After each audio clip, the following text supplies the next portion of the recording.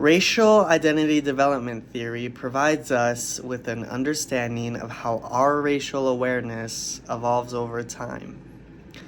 I've learned that this theory helps individuals explore stages of awareness, internalization, and action in response to racial experiences. This theory emphasizes how my identity has been shaped by both my experiences and the messages of society around race.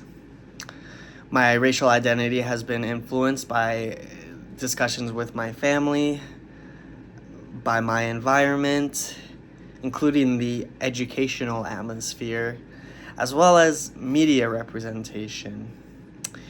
These factors have helped me to develop my perceptions and has given me a foundation for understanding myself within a larger racial context.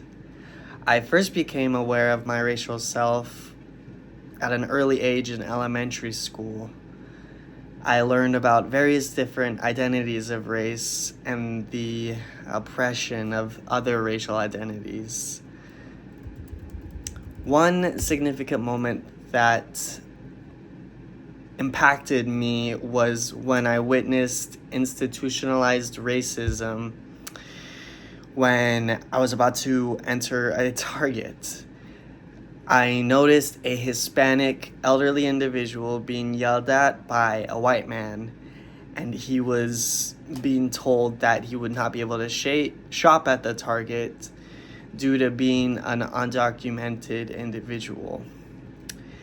I can't remember exactly how I responded, but I do remember standing up firmly for this elderly man and telling him to leave the elderly Hispanic individual alone. This elderly individual also could not speak English very well, so I remember comforting him as I speak fluent Spanish, and this event entirely exposed me how systems can perpetuate unequal treatment based on race, and also taught me about the importance of standing up for those individuals, which I will discuss further along. When I experienced this, I was in Erickson's young adulthood stage. This is a time when we are often shaping our personal identities and our view of the world. Encounters with injustice and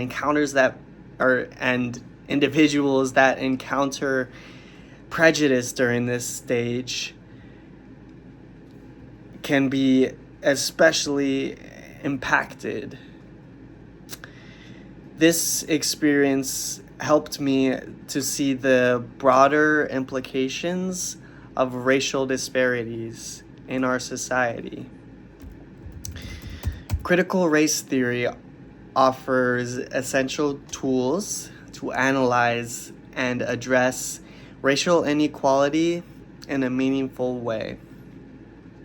Critical race theory argues that racism is deeply embedded within social structures, often making it invisible to those that it does not directly affect. For example, as stated by, and you'll have to excuse me, Kolivosky, the tenet of racism as ordinary suggests that everyday systems and policies maintain racial hierarchies that many may not notice. Adding to this, the concept of environmental racism, as explored in the Geography of Despair by Bolin, Grineski, and Collins, reveals how urban planning practices historically segregated minority communities into areas with higher environmental risks. In South Phoenix specifically, Minority communities were concentrated near polluting industries and waste sites due to racial and economic discrimination. This entrenched inequity demonstrates how race and class shape both urban spaces and the quality of life within them. One step of action I can take to engage in is counter storytelling. This is a core critical race theory strategy. By sharing narratives that highlight racial inequalities, I can help bring visibility to systemic issues often overlooked. According to Kolovsky, Weaver, and Constance Huggins, storytelling allows people to express their lived experiences, which challenges dominant narratives and promotes understanding. If I could revisit the institutionalized racism I witnessed, I wouldn't respond much differently, because in that moment, I did stand up for the elderly man and I defended him against the racist remarks.